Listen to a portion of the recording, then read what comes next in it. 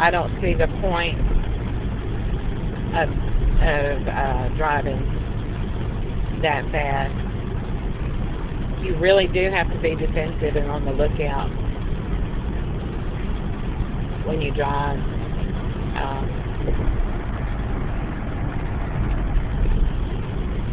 Things can happen, that easy, and it's all over then.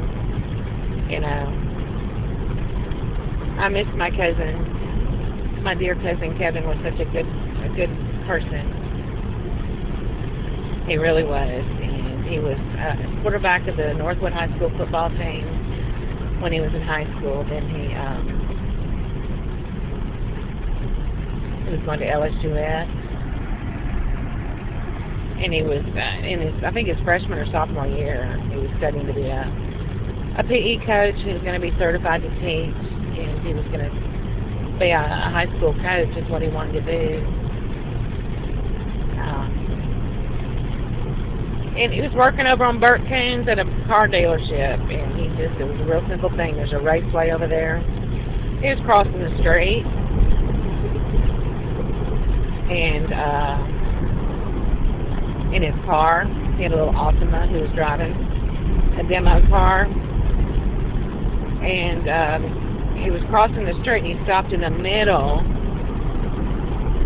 where they had that little space where you can, turn around if you want to.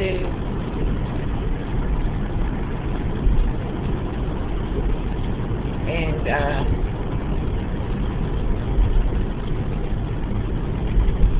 he pulled out there, and then there was another car, a lady driving, I believe, and she pulled out into the road like she was going to go ahead and go with the traffic. Well, she got out in the middle of the road and she stopped. Or she was crossing over to the raceway too, and she stopped. She stopped her car, and Kevin didn't have anywhere to go. He was stuck in the middle of the road in oncoming traffic, and it happened to be an 18-wheeler that was oncoming. 18-wheelers can't stop on a dime. If I see them on the interstate, I try to speed up and go past them or hang back from them, because if something goes wrong with them, they do. You can call state troopers and they'll tell you the stories about what happens with 18-wheelers, mechanical failures and problems that happen.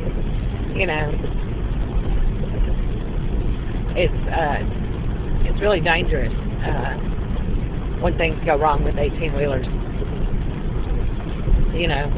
That's why we have so many regulations about pre-trip inspections and all this stuff, checkpoints for 18-wheelers and all this stuff.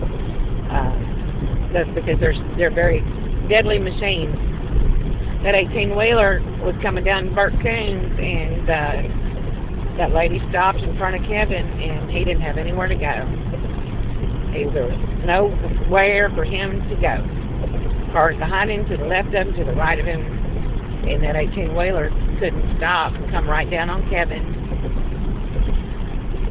Pushed his car all the way off the side of the road, and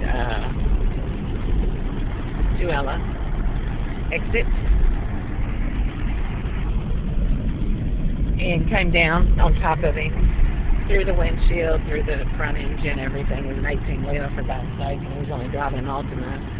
Those are nice high-end vehicles, but they're not that big. And so Kevin was pinned under the front wheels of that 18-wheeler, and they had to get the jaws of life. It took them, I think, over an hour to cut him out of that truck. They finally got him out. My Uncle Gary was there. This was before my Uncle Gary committed all the murders he did. Kevin kept trying to get up off the stretcher, is what the story is. And Uncle Gary had to tell him, Kevin, stay down, stay down. He went to the hospital. He was bleeding from every orifice of his body. He bled all of his blood out. They gave him transfusions. The blood that he was bleeding, coming out his nose and his eyes and everything. It wasn't even his. His scalp and everything was ripped off. His internal organs were all just mashed and shattered. just torn to pieces. So he died the next morning. He struggled through the night, and he didn't want to die. You know, he didn't want to die. He didn't want to die. He wanted to live. And he loved everybody, you know. He was a good kid, and he was a young, handsome, physically fit, attractive, likable, personable, everything in the world going for him, and that happened to him, you know.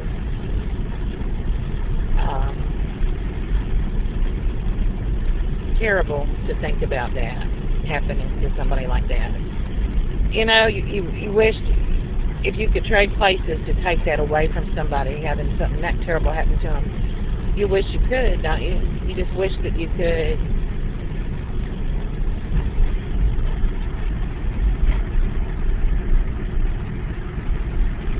And he's gone.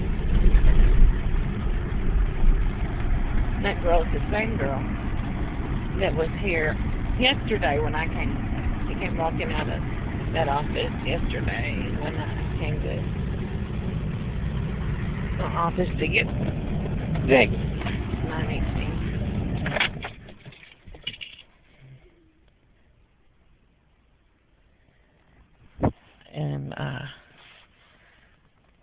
Kevin didn't want to die.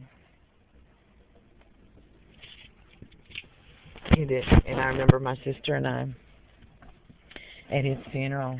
We were the day that they started showing him. That night, me and Jennifer were the last two, and in the funeral home, we both just stood there crying, you know. So we didn't want to leave him, you know, and we had to. And we just stood there crying, both of us, you know.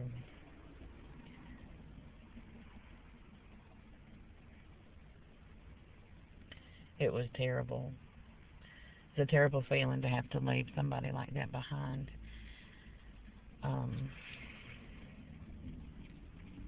It really is. Somebody like that has so much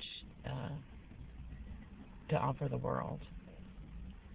You know, was he about 20 years old?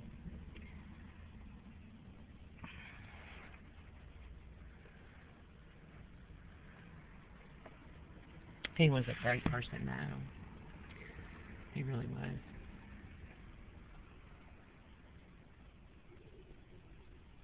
That wind is whipping.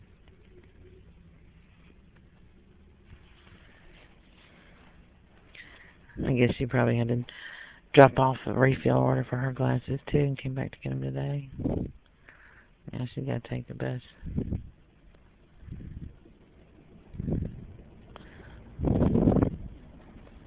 I guess I could offer her a ride.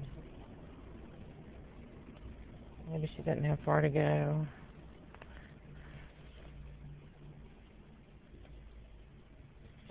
She looks like she could be young, but I don't want any kids in my vehicle.